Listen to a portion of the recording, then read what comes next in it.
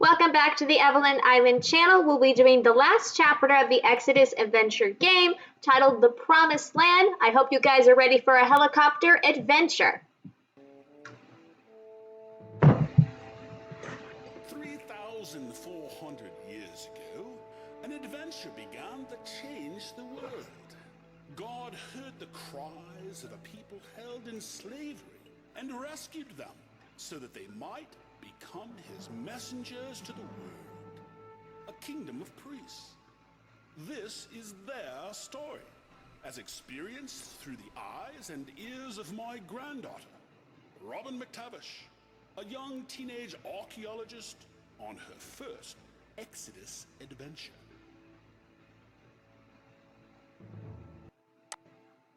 Alrighty, we are doing chapter 3, The Promised Land. And let's get into it. Alright. Obviously, we gotta go talk to this dude. Good morning, Robin. Morning. It's another beautiful day here at St. Catherine's Monastery, at the foot of Mount Sinai. Good morning, Brother Danny. I'm all ready to go. What's the lesson for today? Today, your grandfather, Sir Dabney, would like for you to learn about the Israelites' difficult journey to the Promised Land. Moses and the people had escaped from Egypt through the Red Sea. They had been fed by God with manna and water. Yes, those God donuts. Horeb, even though they complained. Then they received the 10 Commandments on the holy mountain behind Yes, those us. lip flaps totally match up with the voiceover. Their Exodus journey continues through the desert to a land which God was giving them as their new home. Your Yes, grandfather I was already has occupied by a bunch of questions people. for you along the journey. You must find them and answer them in the correct order Oh. to continue. Use your Bible for help. It's always your friend, Robin. I do have it with me. Here's the key to the helicopter. Have a safe and wonderful trip.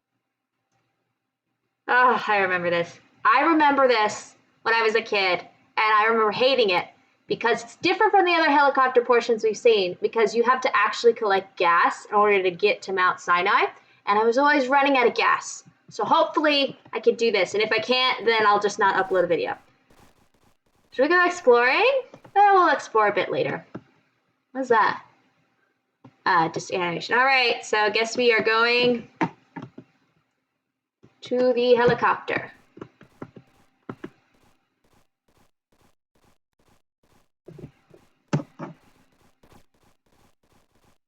Maybe now that I'm not, 7 years old, I might be able to actually do this.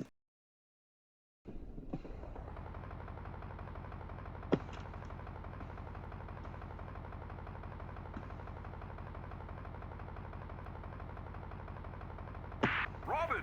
Yes. Robin, my dear, can you What? hear me? What's up? Yes, Grandfather, loud and clear. That's not the right picture, right?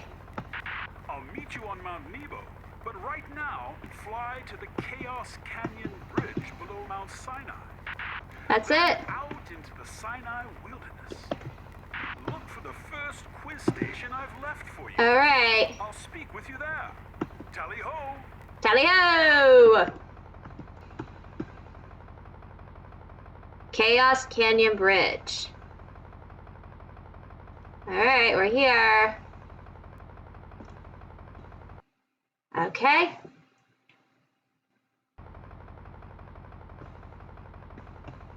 Fly to the station. Look Right. at this landscape. Oh, I can't imagine how hard their journey must have been. 40 years difficult, my dear. Now, Robin, look for the first quiz station I've left for you. At the end of the book of Exodus, Moses and the people of Israel are camped around Mount Sinai. They have built a beautiful tabernacle to worship God. In it sat the Ark of the Covenant, the golden box which held the tablets of the 10 Commandments. The next book of the Bible is from that story. It's mostly a book of worship instructions. Which book is it? Oh, that's Leviticus. B. Correct. Ah! It's a hard one. Good thing I've gone to Sunday school all these years. In the book of Leviticus, the sons of Aaron were elected to become priests over the people of Israel. Yes. And most of the rest of Leviticus lays out God's instructions to the priests. Which of the following things is not discussed in the book of Leviticus? Oh, shoot. Wandering Israelites and how Joshua conquered the promised land. No, I don't think that's in there. Rules about dealing with disease. I think it's A. I got it right! Ooh. Now, on to find the next question. After the Israelites left Mount Sinai, they carried the Ark of the Covenant before them as Right. they made their way towards the Promised Land. Immediately after the books of Exodus and Leviticus, this next book tells the stories of what happened to the tribes of Israel as they approached the Promised Land. Which book is it? Isn't it? Hang on. Deuteronomy, I think it is. I don't think it was a book of Joshua. Oh, there is a book of Joshua. Yeah, it would have been, yeah, book of Joshua. Drats! Ah! Guess I need to take another crack at that one. Now, where's my Bible? I guess it's Deuteronomy then. Drats! Ah! Guess I need to take another crack at that one. Fudge, there's scorpions Where's my too. Bible? Alright, numbers, I guess. That was a hard one. Good thing I've gone to Sunday school all these years. Obviously I have not, because I messed that one up. Why are there scorpions out here? I mean, it's not like they're gonna get me, right? Why is there no music? It's so creepy. I miss the do-do-do-do-do-do-do-do. I like the music. Get jam to it. I'll read this one, Grandfather. Oh, The Promised Land was first promised by God to Abraham, who told him that his descendants would live there and become as numerous as the stars. right. This Promised Land goes by many names in the Bible. Yes. What is another name found in the Bible for the Promised Land? Alright, let's see. Galilee, C, isn't it? I got There it goes. right. Now, on to find the next question. In Numbers chapter 13, you can read the story of the 12 scouts sent by Moses to spy on the Promised Land, to see if the land was good or bad, and if the people already living there were strong or weak. What did the scouts come back and say to the Israelites, Robin? The land is good, people are like giants. I think it was A. I know they call it the land of milk and honey. Hang on.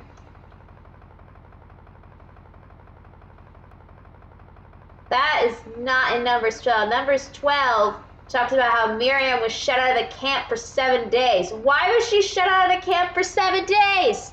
What? 7 days, and the people did not set out on the march till Miriam was brought in again.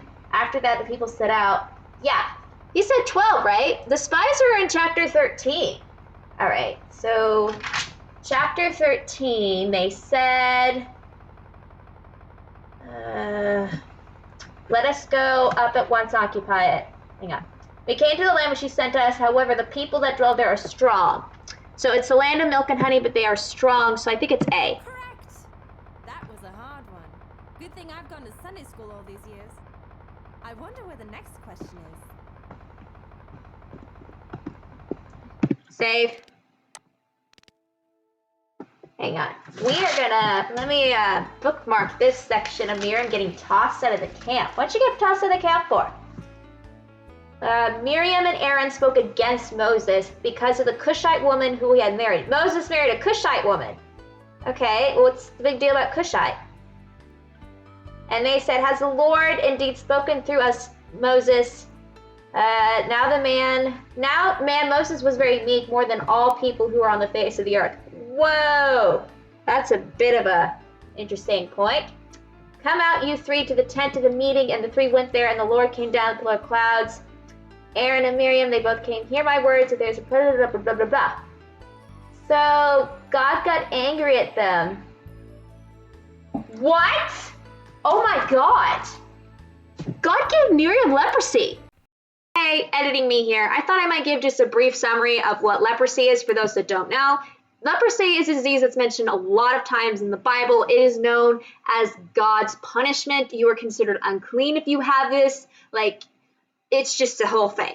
But technically speaking, apparently it is known as Hansen's disease nowadays, and it's one of the oldest diseases in the world as far as they can tell. But basically, it's more known to be a skin disease, but more accurately, it is known as a nervous system disease. Basically, the bacteria that causes leprosy will attack the nerves, which will cause basically the affected areas to form skin lesions, which makes those areas not be able to feel anything. But the biggest problem of this is that the symptoms of leprosy sometimes can't even occur after you've been infected for 5 to 20 years, which is a big deal because you could be infecting all these people without knowing it. Which is one of the main reasons why, if you read in the Bible and other stories from this time period, there will be these leprosy camps that are set up pretty far outside the city because they're not allowed in the city once they have leprosy. It's incurable. Nowadays, we do have cures if you catch it early enough, but during this time, it's not curable. It was known as a frightening disease because of the lepromas, which are like tumor-like growths that mar the patient's skin in those infected areas. But the main cause of the problem is that you can't feel anything from those areas. So any injuries that you get, like burns or cuts, you're not going to notice. And I don't know if you know, they didn't really know the importance of staying clean during this time period. So I can't even imagine how many infections they may have gotten, and deadly infections possibly, and they just didn't even notice because they couldn't feel anything in that area. This is why it's a big deal that Miriam had gotten leprosy. What? So after the cloud that God spoke through left the meeting tent, Miriam became a leper. What? Behold, Miriam was leprous like snow. Aaron turned towards Miriam, and behold, she was leprous. And Aaron said to Moses, "Oh, my Lord, do not punish us because we have done foolish and have sinned. Let her not be as one dead whose flesh is half eaten away." Oh my God. God, what the hell? So Miriam and Aaron spoke against Moses because he married a Cushite woman. I don't know who the Cushites are right now. But God's like, how dare you go against such a loyal servant of mine? And he punishes Miriam, who is Moses' sister, with leprosy, which, by the way, is a horrible disease. Oh my God. So that's why she got cast out of the Tangon.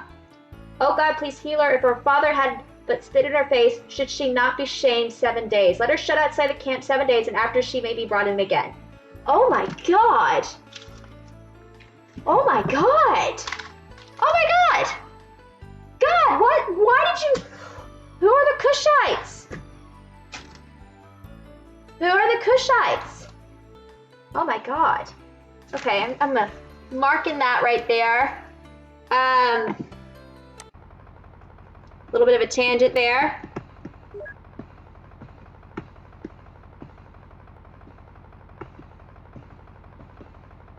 But oh my God, I can't believe God gave Miriam leprosy because she spoke out against Moses marrying a Cushite woman. I don't know who the Cushites are. Let's ask real quick. Who are the Cushites? Cush was the oldest son of Ham and grandson of Noah. So I guess the Cushites, usually the way it works, so Cush is the oldest son of Ham. So basically he's the grandson of Noah. I do know who Ham is. Ah! Scorpions! What? Good thing I brought my Archaeo blaster. We did it. What the hell?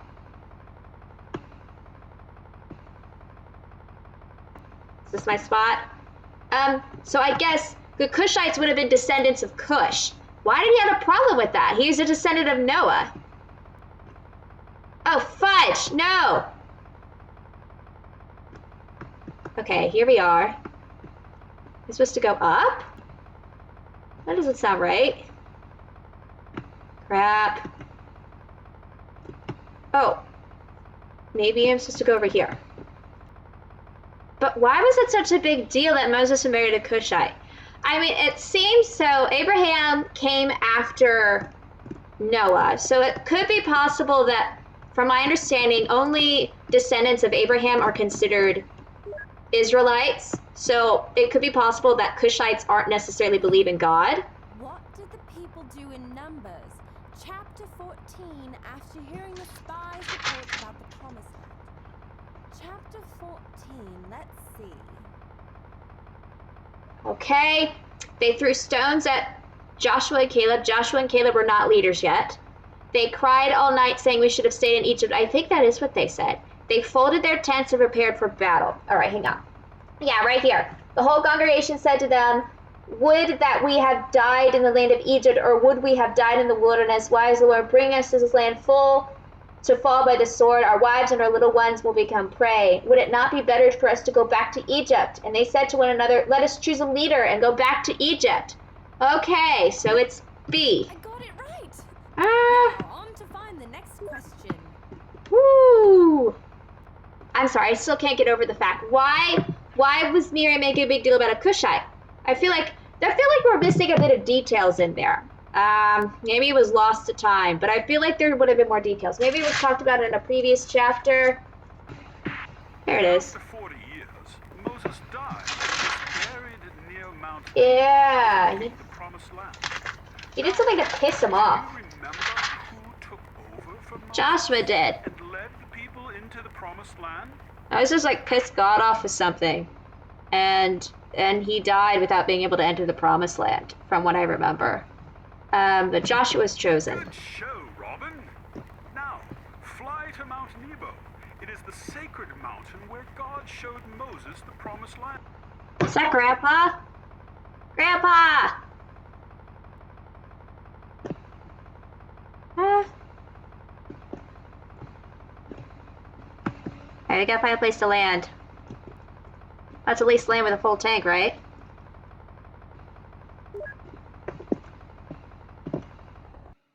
Gotcha. Yay! Probably the most boring portion, except for the fact that God gave Miriam leprosy because she didn't like her sister-in-law. Wait. Kushite. Wait a minute. Moses got married. Oh my God. No, wait. Moses got married after he left Egypt. And then he went back to Egypt. Wait a minute. This is all the way in Numbers. I don't know how long it's been, but the Cushite woman he married like probably several years ago. Like it already been what, 40 years? Almost the end of the 40 years. He'd already married this woman a super long time ago. Why on earth are they against it? Last I checked, the Cushites did believe in God. They may not be descendants of Abraham, but they did believe in God. What are they going on about unless this is a different woman? Why?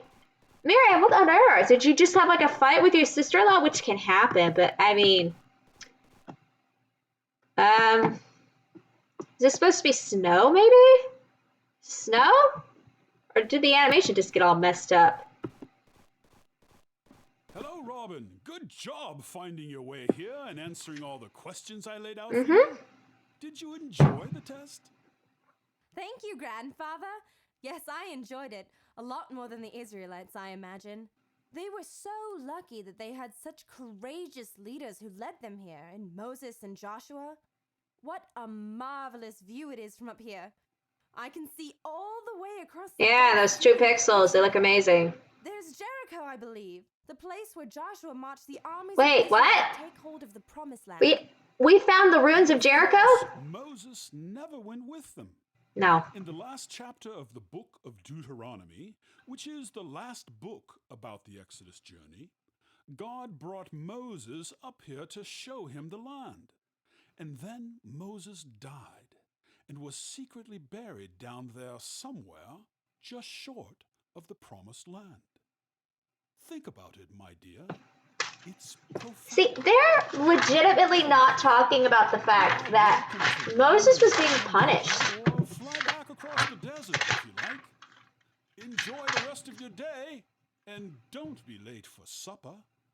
Oh, Grandfather, you should know by now, I'm never late for supper. Oh, he was 120 years old, but your journey to the Promised Land continues. So your game is ended. Wait, so I can just go back in the helicopter and fly around a bit? This is like the shortest chapter ever. Okay. Anyway, let's read more. Okay, so Moses was 120 years old when he died. His eyes were undimmed, his vigor was unabated. And the people of Israel wept for Moses and the plains of Moab 30 days, and then the days of weeping and mourning for Moses ended. Joshua, the son of Nun, was full of wisdom, and for Moses had laid his hand on him. But he was punished. There was some specific reason why God wouldn't let Moses into the promised land, but I cannot remember for the life of me why. And they're like specifically not saying it here. Like these people in the Bible that we look up to and we view as just biblical heroes, they make mistakes. You know, bunch of stuff. Hang on. Why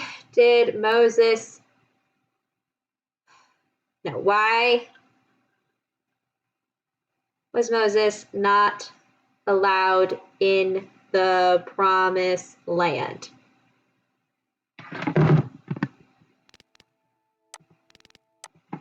All right. He was not allowed to enter the promised land because when God told him to speak to the rock so water would come out, instead he struck the staff and said, because the Israelites were making him so angry.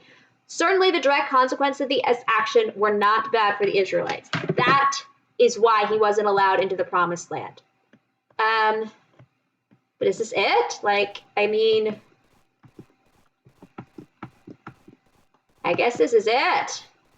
It's a pretty boring chapter. I guess we could go and fly around a bit. I thought we were going to go to the top of Mount Sinai, but I guess not. All right, so that is the end of the video and the end to this particular series. I hope you enjoyed the series as much as I have, and I will be back with other old Bible games. Look forward to that next video, and don't forget to like and subscribe. See you guys later.